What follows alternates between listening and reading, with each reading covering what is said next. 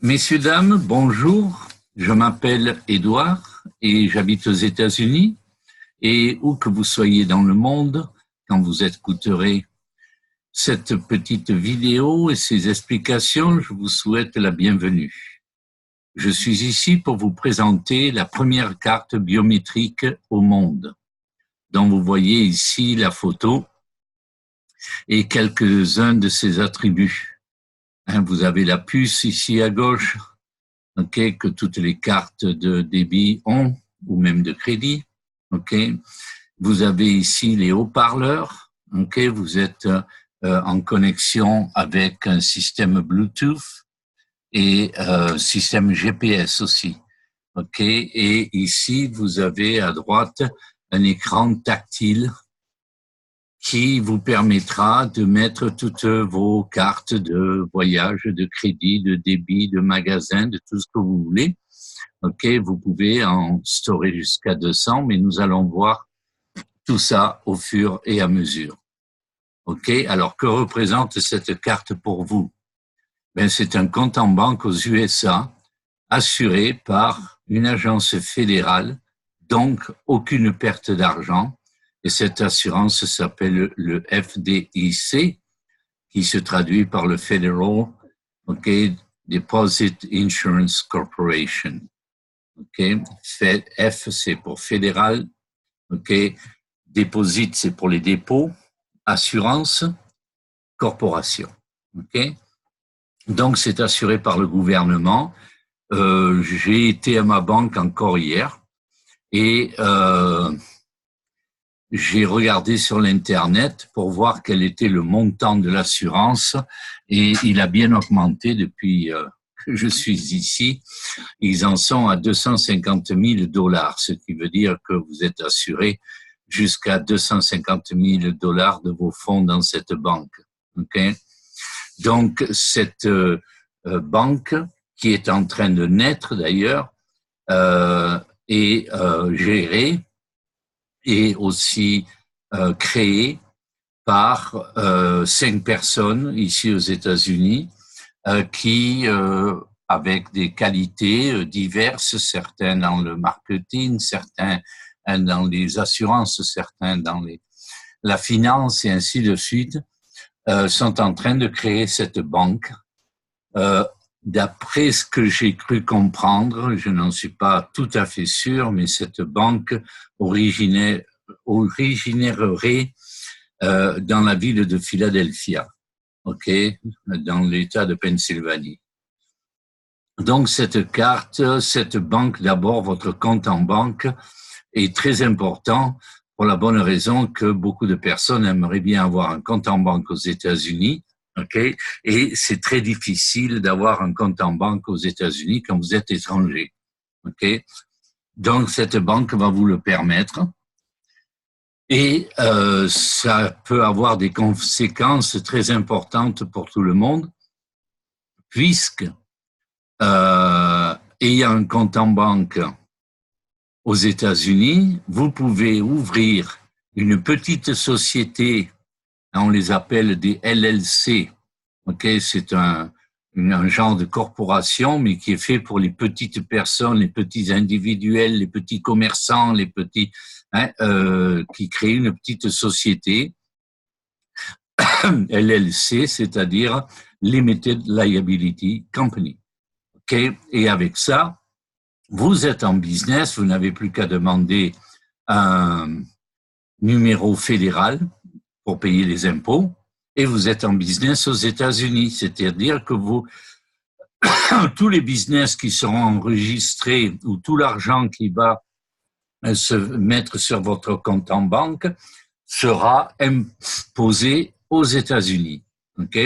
Et comme vous le savez, il y a des États aux États-Unis qui sont un petit peu des paradis fiscaux, comme le Delaware, il y a aussi l'État du Nevada, et ainsi de suite. Il y en a quelques-uns comme ça qui vous font des belles fleurs au point de vue impôts.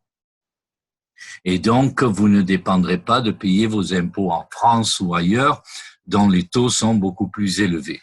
Mais ça, c'est une autre histoire et nous verrons ça au fur et à mesure. Okay? Et donc, avec ce compte en banque, okay, ils vont associer en carte bleue, comme vous l'appelez en France, carte de débit, okay, de votre compte, okay, ben, ils vont associer cette fameuse carte biométrique qui vous permettra aussi d'être partenaire avec cette banque. En principe, les banques, elles sont là pour vous piquer du pognon, mais pas pour vous en donner. Et bien, dans ce cas-là, c'est l'inverse. Ils sont prêts à vous payer pour ajouter des affiliés à cette banque. C'est des personnes qui vont ouvrir un compte en banque et vont vous récompenser pour ça. Okay? Ensuite, cette carte acceptera aussi les échanges entre crypto-monnaie et fiat-monnaie. Si vous ne savez pas ce que c'est que la fiat-monnaie, c'est-à-dire la monnaie régulière, le dollar, l'euro, la livre, et ainsi de suite. Okay? Donc, vous pourrez, avec cette carte, faire des échanges, okay, directement. Par exemple, vous avez des bitcoins, vous avez, disons, allez, $1000 en bitcoin. Ok, ben vous allez au distributeur et vous demandez de retirer, disons, $150, et le distributeur fait l'échange immédiatement et vous donne votre argent en dollars ou en ce que vous voulez. Ok, donc voilà. Une bonne chose, une chose qui est certaine et super surprenant parce qu'il y a très peu de cartes qui font ça. Ensuite, c'est une carte où vous pourrez mettre à l'abri vos métaux précieux. Okay, quand je dis carte, c'est-à-dire compte en banque. Okay, puisque votre carte est associée au compte en banque, okay, la banque vous mettra à l'abri vos métaux précieux. Okay, donc vous n'avez pas de souci à vous faire, ils seront bien gardés. Okay. Et donc, cette carte, vous pourrez télécharger vos cartes de crédit et débit, ainsi que vos cartes de fidélité des magasins jusqu'à 200. OK, 200, ça fait beaucoup. Hein. Moi, je m'en sers beaucoup. De mes cartes, j'en ai une douzaine, peut-être une quinzaine au grand maximum. OK, mais aux États-Unis, nous n'avons pas le même système que vous avez en France, en Europe et certainement dans les pays d'Afrique, c'est-à-dire que on vous donne des cartes de crédit. OK, ce ne sont pas des cartes de débit, mais des cartes de débit, ce qui veut dire que vous n'avez pas besoin d'avoir d'argent dans votre compte en banque. Ils vous font ce qu'on appelle, ou ce que vous appelez, du crédit à la consommation. C'est-à-dire, par exemple, vous prenez une carte d'essence, par exemple d'une compagnie comme Shell ou Exxon ou compagnie, ok, eh ben vous faites la demande, ils vous envoient une carte. S'ils trouvent que votre crédit est bon, ils vous envoient une carte avec peut-être 200 ou $300 pour commencer et commencer petit. Et donc, vous vous servez de cette carte, vous allez à la pompe à essence, vous faites le plein de votre voiture, ok, et à la fin du mois, eh ben, vous repayez.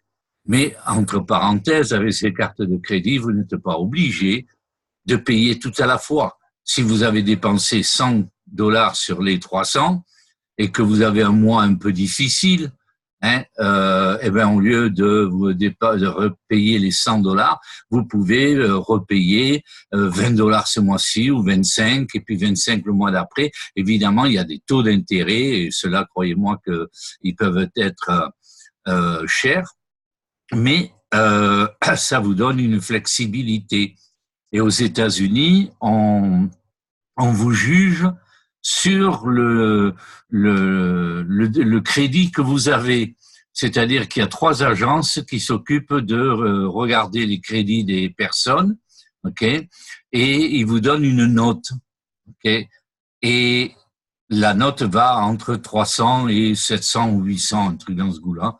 Et si vous êtes dans les 300, ben ça veut dire que vous ne payez pas vos factures, que vous êtes en retard tous les mois, et donc vous avez un mauvais crédit et plus personne ne vous fera crédit de quoi que ce soit par la suite.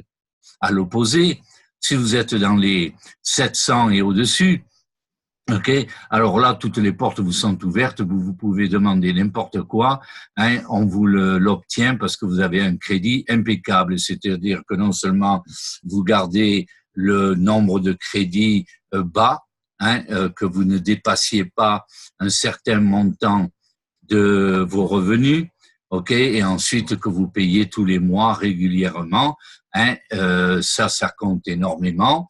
Et dans ce cas-là, vous pouvez aller chez le marchand de voitures, il vous demande votre carte de sécurité sociale américaine, c'est-à-dire c'est une carte qui fait tout ici aux États-Unis. Hein. Vous payez vos impôts avec le code qu'il y a dessus, vous payez, il vous paye votre retraite, enfin ainsi de suite. Donc c'est votre carte absolue, il faut jamais la perdre, jamais la donner, et surtout pas la donner hein, sur l'internet. Sinon on vous fauche votre carte et vous êtes, mais alors là vous êtes fichu, complètement fichu. Ok, avant de rétablir tout, vous en avez pour des années et c'est pas amusant. Et donc, vous faites bien attention à ça, mais vous allez dans un magasin acheter une voiture, enfin dans un distributeur, enfin ou un garagiste qui vend des bagnoles, et une heure après, vous repartez avec une voiture, même sans argent dans votre compte en banque.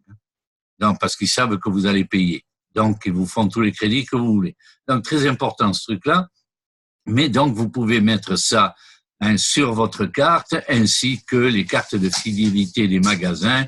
C'est-à-dire que quand vous allez, je sais pas moi, par exemple, chez Leclerc ou un truc comme ça, s'il y a des cartes de fidélité du magasin, je n'en sais rien, ok, eh ben, vous pouvez emmagasiner les points ou enfin tout ce qu'ils vous donnent, quoi, facilement. Ok, voilà.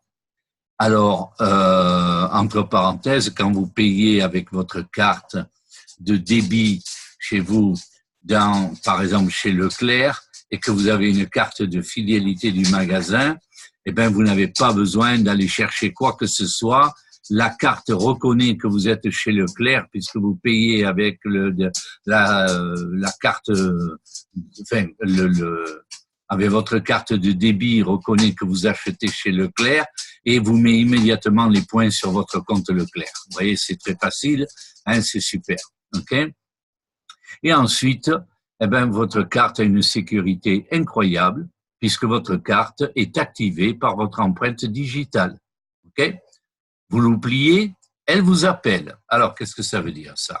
Ok. D'abord, vous avez derrière l'empreinte digitale de votre pouce et vous appuyez dessus avec votre pouce pour activer la carte. Donc, la carte est prête à être servie. Donc, vous allez dans un restaurant, vous payez votre facture, vous partez, vous oubliez la carte sur la table, ok, et vous n'avez pas fait 90 mètres que tout d'un coup, vous recevez un coup de téléphone, c'est votre carte qui vous appelle en vous disant « Vous m'avez oublié, ok, au restaurant et venez me chercher. » Ok, et donc c'est super parce que comme ça, si vous êtes un peu comment dirais-je léger et que vous oubliez vos choses un petit peu à droite et à gauche, eh ben celle-là vous rappelle assez à vos bons souvenirs et donc vous allez la rechercher, pas de problème. Si vous n'allez pas la rechercher,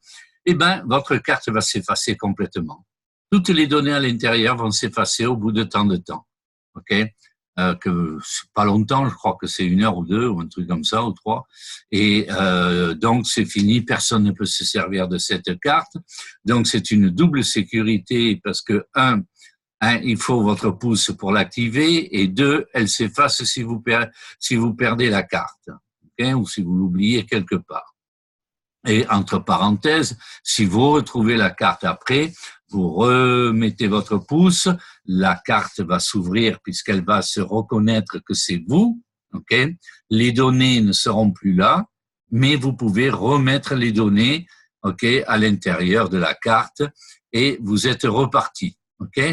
Donc pas de perte de carte ou quoi que ce soit. Et voilà. Donc, combien vous coûtera-t-elle cette carte? Eh bien, nous sommes dans la phase de pré-enregistrement jusqu'au 30 juin. Ensuite, si les renseignements que j'ai sont bons, nous aurons une carte plastique qui sera disponible pour un coût de $30 vers le mois de juillet, mi-juillet, fin juillet, je n'en sais rien encore, je n'ai pas ces informations. La carte biométrique sera disponible en janvier 2020 alors au coût de 150 $ pour l'option 1, et ça c'est une fois, et 98 $ pour l'option 2. Donc, vous achèterez cette carte une fois pour toutes. OK? Alors, quelles sont ces options 1 et 2? L'option 1, c'est que vous êtes simplement client de la banque et vous profitez des avantages que la banque vous offre.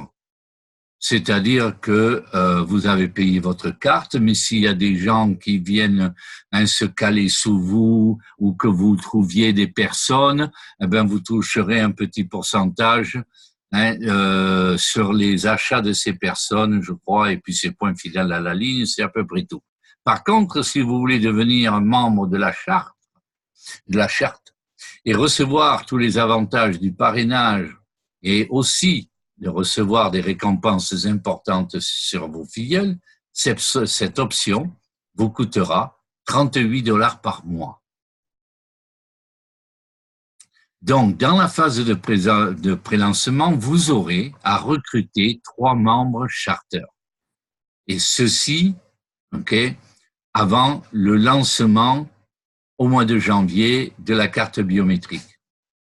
Avec ces 3 membres, charter, qui en ce moment ne paieront que 38 $ jusqu'à la fin du mois de juin pour rentrer dans le système, au lieu de 68 $, vous n'en payez que 38, ce qui est formidable. C'est 35 $ plus 3 $ de frais administratifs. Donc, ces 3 membres vous rapporteront 11 $ chacun. Donc, ça vous fera déjà 33 $ tous les mois. Et ça vous paiera presque votre abonnement mensuel. Tous les autres membres que vous recruterez vous rapporteront 2 $ chacun, sans limite, à une condition, c'est qu'ils soient directs. Indirect, c'est pas la même chose. Donc, vous avez 3 directs de plus et votre carte est payée tous les mois. Il n'y a pas de votre abonnement, est payé tous les mois. Mais ce qu'il faut regarder, c'est que vous allez rentrer dans une matrice forcée qui va vous apporter une autre source de revenus. Et c'est une matrice de 3 par 10, qui vous ouvrira les portes, étage après étage, jusqu'à ce que vous ayez vos 10 personnes directes sous vous. C'est-à-dire qu'avec 3 personnes qui s'inscrivent sous vous, vous avez ouvert 3 étages. 3 personnes de plus, ça fait 6 étages. Et il vous en manquera plus que 4. Donc, ça sera super pour vous, de pouvoir petit à petit, vous avez le temps de bâtir une petite équipe, pas grande, mais enfin une petite équipe. Et s'il y a plus de monde, tant mieux pour vous. Je dois vous dire une chose, c'est que cet arrangement n'est valide que jusqu'au mois de janvier. Toutes les personnes qui rentreront après le mois de janvier comme membres de la charte devront avoir leurs 10 directs sous eux pour pouvoir toucher des commissions. Donc, en ce moment, vous avez quelques mois pour rentrer et mettre vos 3 personnes et puis 3 de plus aussi, disons 6 personnes pour ne pas payer votre abonnement tous les mois, et vous n'avez pas au mois de janvier à en avoir 10. Vous n'êtes pas obligé. Si vous n'en avez que 8, tant mieux. Par contre, ceux qui ne sont pas inscrits maintenant, qui s'inscriront après, automatiquement, ils devront avoir leurs 10, sinon ils ne toucheront rien. Ensuite, ça c'est la deuxième source de revenus. Ensuite, vous aurez l'opportunité d'avoir des remises chez à peu près 600 000 commerçants dans le monde entier. C'est-à-dire que votre carte, quand vous dépensez chez des gens, ça peut être je sais pas moi, des compagnies de location de voitures, par exemple. Ça peut être des agences de voyage en ligne. Ça peut être aussi, j'ai regardé quelques-uns. On n'a pas toute la liste encore, mais dans les quelques-uns, vous avez évidemment les McDonald's et tous ces fast-food que personnellement je déconseille d'aller manger là-bas. Mais enfin bon, ça c'est mon opinion. Et donc vous aurez beaucoup de ristournes et ça peut vous aider à vraiment économiser de l'argent. Ok? Et ensuite, finalement, en dernier, vous allez gagner 0,01% sur toutes les dépenses de votre descendance. C'est-à-dire que toutes les personnes qui seront sous vous, eh bien, vous allez toucher 0,01% de ce qu'ils dépensent avec cette carte tous les mois. Moi, je peux vous dire qu'ici aux États-Unis, la moyenne, l'autre jour, c'est un des patrons qui le disait à la conférence, c'est que la moyenne des Américains dépensent avec leur carte tous les mois à peu près $1,500. OK? Donc, regardez si vous avez une centaine de personnes, l'argent que ça fait, et ça vous fait un bon petit revenu tous les mois. OK? Donc, il faut considérer ça. OK? Voilà. Ah donc, la carte sera disponible en janvier 2020.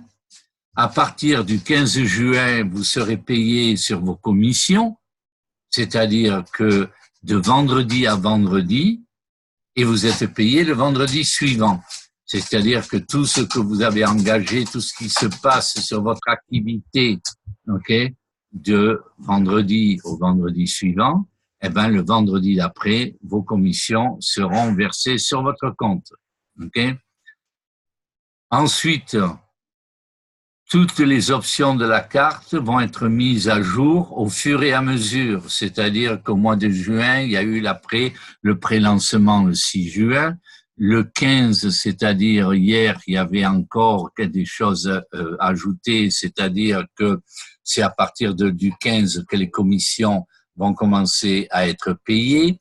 Ensuite, au mois de juillet, on devrait recevoir le formulaire pour ouvrir le compte en banque, ok? Et ça s'appelle le KYC, K-Y-C, c'est-à-dire Know Your Customer.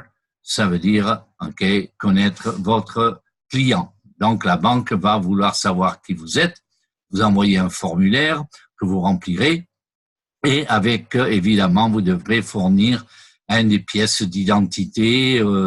Pour le moment, je ne sais pas lesquelles, mais certainement un passeport ou carte d'identité nationale, ainsi de suite, et un certificat de domiciliation, des choses comme ça. D'accord? Bon. Et donc, ça sera dans pas longtemps, dans une quinzaine de jours, 3 semaines. OK? Et petit à petit, vous allez voir, il y a des choses qui vont se rajouter et les propriétaires, à leur dernière conférence, ont dit qu'il y aurait encore d'autres choses ajoutées pour vous faire gagner de l'argent. Okay? Donc, tout n'est pas fini. Au contraire, ce n'est que le départ. Voilà. Donc, en conclusion, n'hésitez pas à nous rejoindre dans cette opportunité unique. Contactez la personne qui vous a envoyé cette petite vidéo, ok, et qui vous a invité à la regarder et voir que, eh ben, vous devriez rejoindre la RevCard pour plusieurs raisons, personnelles, bancaires, business, impôts, ainsi de suite, et aussi la facilité de se servir de cette carte. Ok, donc merci beaucoup de m'avoir écouté et contactez bien votre personne qui va vous parrainer. Merci beaucoup et à très bientôt.